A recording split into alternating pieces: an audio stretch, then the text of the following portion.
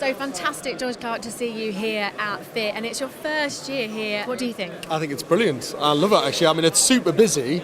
The range of stuff here is like unbelievable. I didn't quite realise I was going to see so many pieces of machinery making kind of profiles and extrusions, as well as things being fitted. So it's brilliant. Honestly, to see so much innovation here as well is fantastic.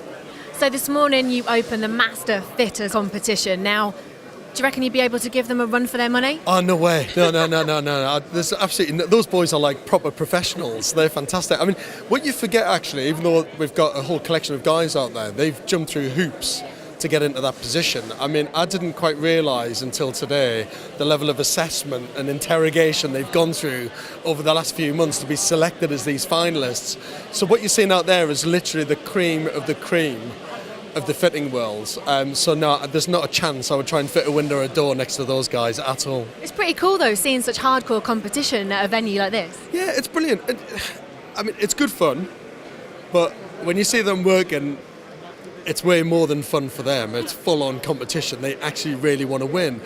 But on a serious note, it's such an important part, not of this event, but of the industry. Fitting things is probably the most important thing when you think about it.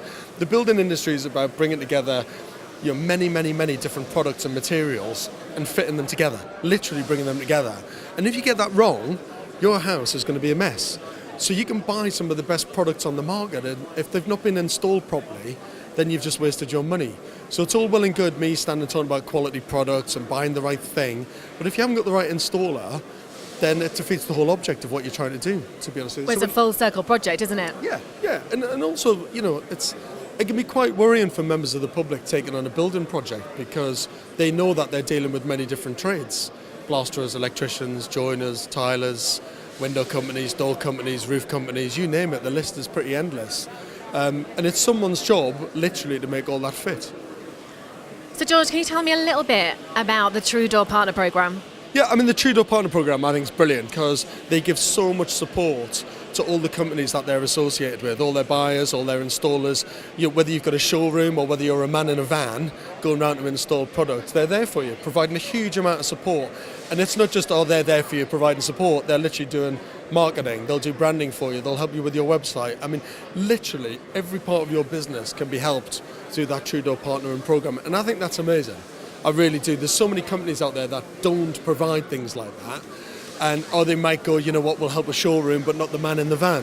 Where Truedor said, no, if you're associated with our business in any way, shape and form, we can be there for you, whatever it might be, whatever level of support you need. So as an ambassador, you touched on that for Truedor. Have you had much insight into that? Have you had much input, into that programme or not? No, I mean, I've gone to visit a lot of the companies and showrooms and buyers, and I've met a lot of little mini branches out there, tiny little companies who are really important to the Truedor business, where Truedor have gone in and helped them. I went to a showroom recently, which has all been given like the full Truedor Partnering Programme overhaul on every level, and it was brilliant to see. And it's not just about Truedor, and it's not just about their doors, it's actually about allowing all the people associated with their company to sell more doors. Basically, it's as simple as that. And if you sell more doors, then you get a good quality product out there, and it builds their business at the same time. So Truedor don't have to do what they're doing. They really don't. They could have just sat back and said, no, we're the big boys and we'll see how everyone else gets on. But they've gone, no, we want to help everyone, literally every single company, no matter how small you are, with your business. And I just think that's amazing for the industry. Well, it's very clever as well, because business is all about relationships, isn't it? It is, and it's about giving support to people. But for Truedor to invest in providing those services and that role, even down to a guy who might just be driving around in a van by himself fitting doors, is really, really important. It's good for Truedor, it's good for the guy in the van, it's good for business, but more than anything, it's good for the person who's actually having their door installed, because they realise that that little man in his van has got all the backup of Truedor behind them. So it means you're getting a good quality product installed properly.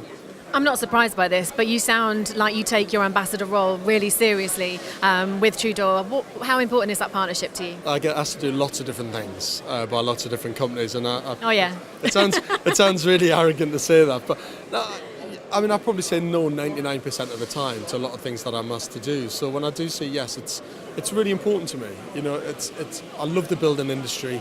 I love the architectural industry. I'm really passionate about good workmanship being done and good products being developed.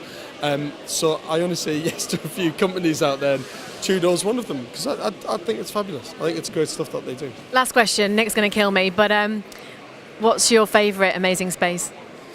That's a tricky one.